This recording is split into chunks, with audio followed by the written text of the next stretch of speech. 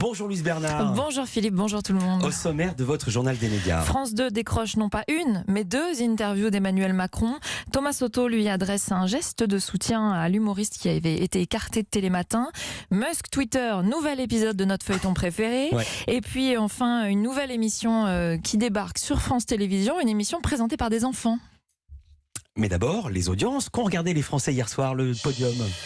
Ils ont regardé TF1, le syndrome, la série Syndrome E, 2 310 000 téléspectateurs hier soir en moyenne sur les deux premiers épisodes. C'est en baisse, une forte baisse par rapport au lancement la semaine dernière, 13,8% de part d'audience. Petit leader TF1 hier, seulement 2,3 millions. Deuxième, c'est France 3 avec sa série Laetitia. C'était une rediffusion. En fait, la série avait déjà été diffusée sur France 2 il y a 2 ans. Mais ça marche oui, pour une rediffusion. 2 110 000 téléspectateurs hier soir, 11% de part d'audience. Et puis troisième, c'est M6 avec son documentaire Trans, unique en leur genre, documentaire de Karine Le Marchand. Ça ne marche pas fort, 1 520 000 téléspectateurs, 8,3% de part d'audience. Europe 1, le journal des médias. France 2 obtient 2 interviews du président de la République, Emmanuel Macron. Oui, non pas une comme la presse l'annonçait hier. 2 entretiens diffusés à 2 dates différentes. Un premier le 12 octobre sur les questions internationales, notamment la guerre en Ukraine, la crise énergétique, menace nucléaire, indique France 2. Et puis un autre le 26 octobre sur la politique intérieure. Tous les 2 seront diffusés à 20h30. Ce sera en direct sur le plateau de France 2. Et c'est donc l'occasion pour la chaîne de lancer sa nouvelle émission politique, L'événement, avec un tel invité. Elle porte donc bien son nom. C'est Caroline Roux qui sera à la tête de l'émission, ça on le savait. Et puis chaque interview sera suivie d'un débrief, un plateau pour approfondir, décrypter, analyser les sujets évoqués, avec comme invité des acteurs de l'actualité et des experts, nous dit France 2. Cette interview était très attendue, c'est le terme, par France Télévisions. Oui, car les relations entre le groupe public et l'Élysée sont compliquées. Depuis des années, Emmanuel Macron a privilégié TF1 plusieurs fois en accordant à la chaîne privée des entretiens exclusifs. France 2, elle avait surtout le droit aux interviews en duo avec TF1, le 14 juillet étant le dernier exemple en date. C'est d'ailleurs Caroline Roux qui l'avait co-interviewé avec Anne-Claire Coudray. En pleine campagne présidentielle, souvenez-vous, Emmanuel Macron avait même refusé de se rendre sur le plateau de l'émission politique Élysée 2022. C'était le 5 avril, c'était le seul candidat à ne pas être présent, ce qui avait même contraint les équipes de France 2 à avoir recours à une solution ubuesque, diffuser des images de meeting du président pour pouvoir respecter l'égalité du temps de parole imposée par l'Arcom. La Société des journalistes de France 2 avait alors interpellé Emmanuel Macron dans une lettre publique en demandant pourquoi refusez-vous les invitations de France 2. Et alors, est-ce qu'on sait pourquoi? En coulisses, ce qui se murmurait, c'est que le chef de l'État n'appréciait pas Anne-Sophie Lapix, présentatrice du 20h de France 2, raison pour laquelle il aurait systématiquement privilégié TF1, raison pour laquelle la journaliste aurait aussi été écartée de la présentation du débat. Emmanuel Macron lui avait affirmé dans l'émission C'est à vous n'avoir jamais trier les journalistes.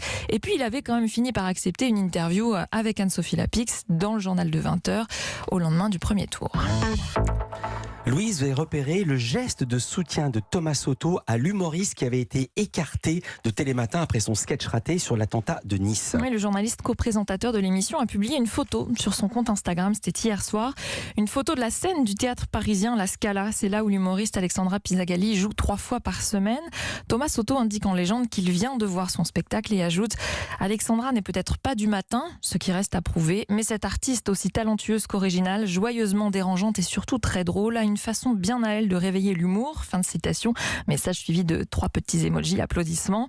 C'est une publication qui n'est... Ouais, ça vous fait rire, mais... Vous les faites bien, les emojis, applaudissements. Oui, parce que je mime. Oui, exactement. Pas voir. On peut voir Louise Bernard sur Europe1.fr et voir toute l'émission d'ailleurs, tous les invités. Plus sérieusement, c'est une publication qui n'est pas du tout anodine. Faut-il comprendre que Thomas Soto n'était pas entièrement d'accord avec la décision de la chaîne, celle d'écarter l'humoriste après un seul sketch raté? Eh bien, en coulisses, on me dit qu'il aurait effectivement plaidé pour son retour, mais c'est la chaîne qui s'y est opposée, car le sketch de l'humoriste, je vous le rappelle, avait été très critiqué par de nombreux téléspectateurs. En pleine ouverture du procès de l'attentat de Nice, Alexandra Pizzagalli avait choisi pour sa première dans l'émission d'ironiser sur le terroriste. Elle a depuis affirmé dans une interview aux Parisiens avoir été maladroite et que ce n'était ni le lieu ni le moment pour ce texte. Je dis ironiser, mais c'était de l'humour très noir. Et puis elle dit aussi avoir reçu beaucoup de messages de soutien, dont celui de l'humoriste Alex Vizorek qui plaide lui pour le droit à l'erreur. Il lui a dit « c'est pour ça qu'on n'est pas chirurgien cardiaque ». Dans l'actualité également, ce feuilleton qui continue encore en rebondissement dans l'affaire Elon Musk Twitter. Mais oui, encore. On vient d'apprendre que Twitter refuse d'annuler son procès contre Elon Musk. Procès intenté lorsque le milliardaire a annoncé renoncer au rachat du réseau social. C'était en juillet. On finit par s'y perdre. Oui. Depuis, il avait changé d'avis. Je vous l'ai raconté en début de semaine. Il a finalement fait la même offre d'achat qu'au début, qu'en avril, 44 milliards de dollars, alors que ça faisait des semaines qu'il tentait de l'annuler. Et en faisant cette nouvelle offre, il a tout de même émis une condition, que Twitter annule les poursuites judiciaires. On y vient, le procès devait s'ouvrir dans une dizaine de jours.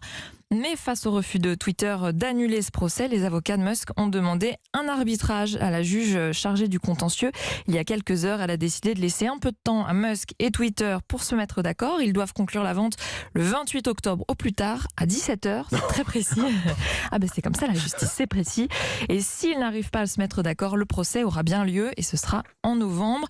On peut voir dans le fait de ne pas abandonner les poursuites un signe que Twitter a vraiment du mal à faire confiance à Elon Musk. Mais est-ce étonnant vu les retournements de situation de ces derniers mois? Quelque chose me dit qu'on va continuer à en parler. Là, ça va nourrir mon journal pendant encore des semaines. Il est question de justice. On est en France. Le média Combini, condamné pour procédure abusive contre la lettre A. C'est une information révélée par Libération. Combini va devoir verser 6 000 € de dommages et intérêts à la lettre A pour abus de constitution de partie civile.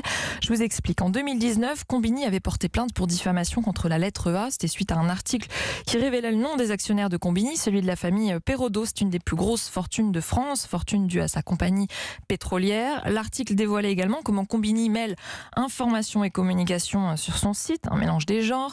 Le tribunal judiciaire de Paris a débouté Combini et le jugement que révèle Libération indique la partie civile a elle-même admis à l'audience par l'intermédiaire de son conseil que les informations délivrées dans l'article étaient parfaitement exactes.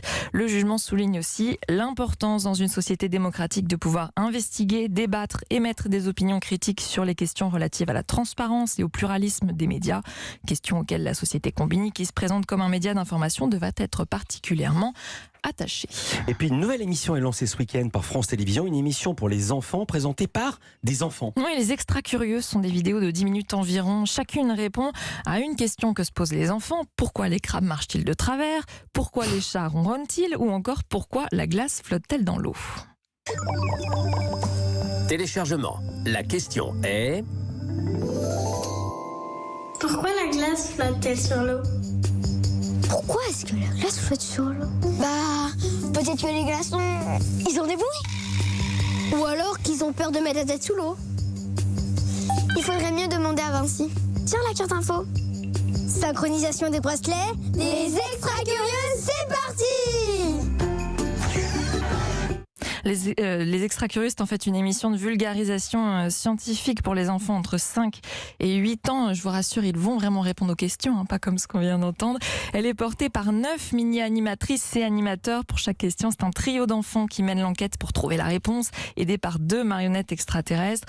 Alors les enfants sont des jeunes comédiens, mais qui ne jouent pas un rôle. Ils apprennent simplement un texte. C'est un texte très travaillé, là, par des adultes. C'est un mélange de comédie et de vrais raisonnements scientifiques. Le travail de vulgarisation a été fait par des journalistes.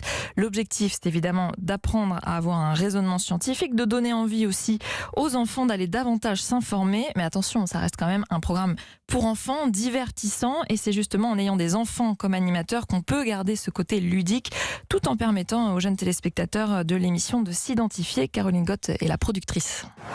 Avec ces 9 enfants, je pense qu'on a une représentation de tous les enfants de France. En tout cas, ils peuvent s'identifier à tous les types d'enfants qu'ils peuvent représenter en termes de caractère, de physique, d'humour ou d'enfants qui sont peut-être un petit peu plus calmes. Ce qui est intéressant aussi dans l'émission, c'est qu'elle est vraiment ludo-éducative et le ludique n'est pas moins important que la partie éducative. C'est-à-dire qu'il faut vraiment que tout ce qu'ils apprennent, il est vraiment appris un petit peu sans s'en apercevoir, parce qu'ils se sont avant tout amusés et c'est avant tout divertissant. Les Extra-Curieux, ça commence demain à 11h10 sur France 4, c'est dimanche aussi au même horaire. Et puis sinon, c'est mis en ligne sur Oku et Lumni. Merci beaucoup Louise Bernard. Toutes ces infos à retrouver dans notre newsletter média. C'est gratuit, l'inscription sur europe1.fr. À lundi, Louise, pour un nouveau journal des médias. Bon week-end. Bon week-end, à lundi.